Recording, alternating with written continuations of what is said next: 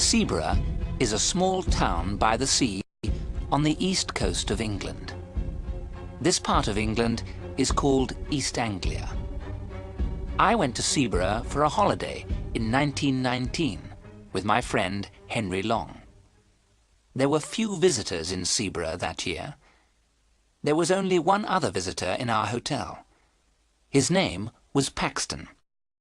Paxton was a tall, thin young man.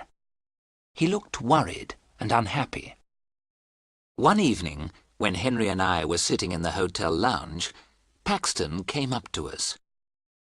"Excuse me," said Paxton. "I must speak to somebody. Something strange has happened to me. I'd like to talk to someone about it. May I talk to you?" "Of course," I said. "Please sit down and tell us about it." "A few days ago," Paxton said, "I went for a walk to Freston. Freston is a village about 5 miles from here. I took my camera with me. The church at Freston has an unusual door. I wanted to photograph it. There are 3 wooden crowns on the door. The village priest came out of the church. I asked him about the 3 crowns on the door. The priest told me a strange story. Many years ago, said Paxton, Anglia was a kingdom. The last king of Anglia died over 1,000 years ago. When he died, his 3 crowns disappeared. The people believed that the crowns were magic. They believed that the crowns were buried in different places. The crowns guarded the coast against enemies from across the sea. About 300 years ago, one of the crowns was found. It was secretly sold. No one knows what happened to it after that. "What about the other 2 crowns?" asked Henry. "The second crown was washed into the sea. It was never found again." "What about the 3rd crown?" I asked Paxton. "Was it ever found?" "I'll tell you about that," answered Paxton. "There was a family here called Ager. The people believed that the Agers were guardians of the 3rd crown. The last Ager died a year ago, in 1918. He had no children. I found his grave in the churchyard. I wrote down what was written on the gravestone. William Ager died the 21st of December, 1918, aged 28 years. Later, I went to the bookshop in Freston. By chance, I found an old book dated 1740. Inside it were some lines of poetry. "Nathaniel Ager is my name. I own the hill above the sand. All Ager's duty is the same, to guard the crown that guards the land. When I am dead and in my grave, and all my bones are rotten, my sons shall keep my name alive. It shall not be forgotten." The picture sequence from the cinema has finished. You can look at it once more if you want. I bought the book and walked back towards Seaburgh. I found the house where William Ager had lived.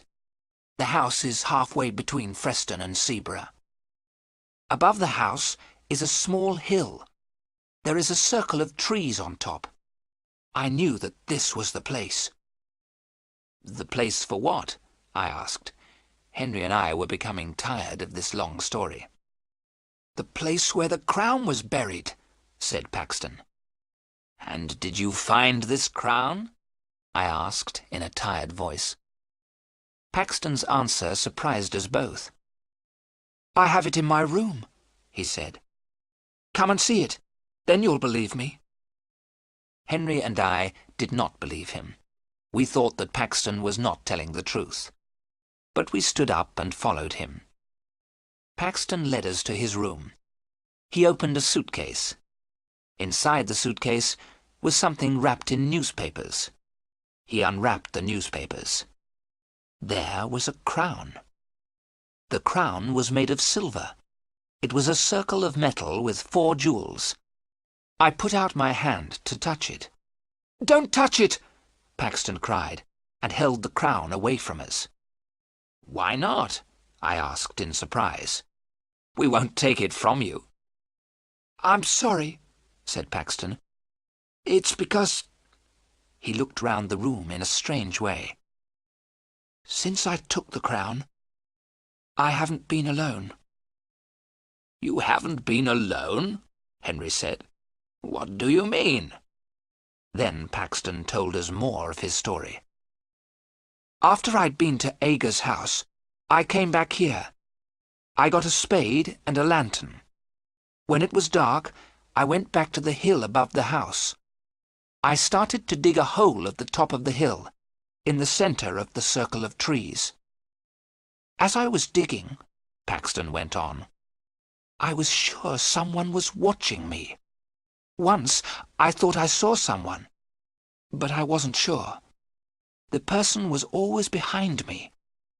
Once I felt someone pulling my coat. But then I found the crown. At that moment I heard a terrible cry behind me." "Who cried out?" I asked. "I couldn't see anyone," Paxton answered. "But I think I know." He pointed to a book on a table beside the bed. "Every time I come back to my room, the old book is open." I looked at the table. The old book was open at the first page. I saw the name, William Aga, 1890. "So you think that William Aga is following you?" I said. "But William Aga is dead." "It's the ghost of William Aga," said Paxton. "He won't leave me alone. He wants the crown, but he isn't strong enough to take it from me." "And what will you do with the crown?" I asked. "I'm going to put it back," said Paxton. "If you put it back, will William Aga's ghost leave you alone?" I asked. "I don't know," said Paxton, "but I must try." I saw that Paxton was very, very frightened. "Then we shall help you put it back tonight," I said. As I spoke, a shadow moved in the room. Paxton saw it and looked terrified. The picture sequence from the cinema has finished. You can look at it once more if you want. That night, as we left the hotel together, I spoke to the hotel porter. "It's a warm night," I said. "We're going for a walk. We may be back very late." "I'll wait for you, sir," said the porter. "I won't lock the front door until you return. The other gentleman isn't staying in the hotel, is he?" "What other gentleman?" I asked. "The gentleman who's with Mr. Paxton," said the porter. "No," I replied quickly. I did not tell the others what the porter had said, but I had seen it too. When the three of us were together, I thought I saw another person in the room with us. It took us half an hour to walk to William Aga's house. The road went along beside the beach. The beach was a lonely place at night. We saw the hill above the beach. The sea was calm. The moon was shining behind the trees on the hill. We climbed to the top of the hill. We had forgotten to bring a spade. Paxton did not care. He began to dig with his hands. As soon as he had dug the hole, Paxton put the crown in it. He covered the crown with earth. "It's back," he said in a loud voice. "Will you leave me in peace now, William Aga?" We heard nothing, but Paxton turned to us and said, "William Aga says never." We took Paxton back to the hotel. He walked in silence, looking down at the ground. "Don't worry," I said. "Everything will be all right tomorrow. We'll put you on a train to London. As soon as you are on the train, you'll forget all about this." "He'll never let me go," Paxton said. The picture sequence from the cinema has finished. You can look at it once more if you want. The next morning, Henry knocked on my door before 7 o'clock. "Let's go and have breakfast," he said. "Then we'll take Paxton to the railway station." I got dressed and went downstairs. Henry was waiting for me. "Have you seen Paxton?" I asked Henry. "He's not in his room," he said. "I thought he was with you." We went quickly to the porter. "Have you seen Mr. Paxton this morning?" I asked. "Yes, sir," said the porter. "He went out a couple of minutes ago. In fact, I thought he was with you, sir." "With me?" I asked in surprise. "Yes, sir," the porter said. "I thought you were outside the hotel calling for him. It looked like you, sir. But I was reading the paper. Something strange happened at Freston yesterday." "What happened?" I asked. "A grave was opened at the church," the porter said. "The bodies disappeared." "Whose grave was opened?" I asked. "A man who used to live here," the porter replied. "A strange man called William Ager." Henry and I ran outside. Paxton was on the beach. He was walking quickly and waving to someone. We could not see who he was waving to. There was a thick mist coming from the sea. As we ran after Paxton, the mist became thicker. In a few seconds, we could not see Paxton, but we saw his footprints in the wet sand. The marks of his shoes were clear. There were other marks in the sand. They were made by someone who was not wearing shoes. The marks were strange. They were the shape of feet, but they were feet without flesh, only bone. We called Paxton's name. We thought we heard Paxton call our names. Then we heard a long and horrible scream. I shall never forget the sound of that scream in the mist.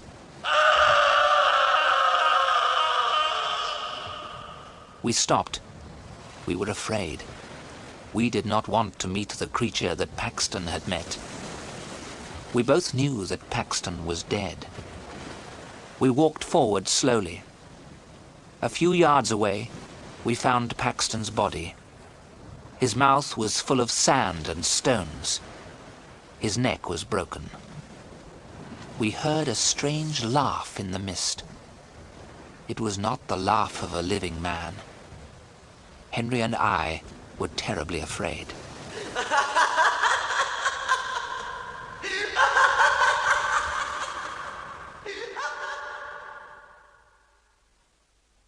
The police asked us a lot of questions. They never found out who murdered poor Mr. Paxton. Henry and I did not tell the police what we knew. They would not have believed us. Henry and I did not go back to look for the Crown of Anglia. The crown is safe. We did not want to meet the ghost of the guardian, William Ager.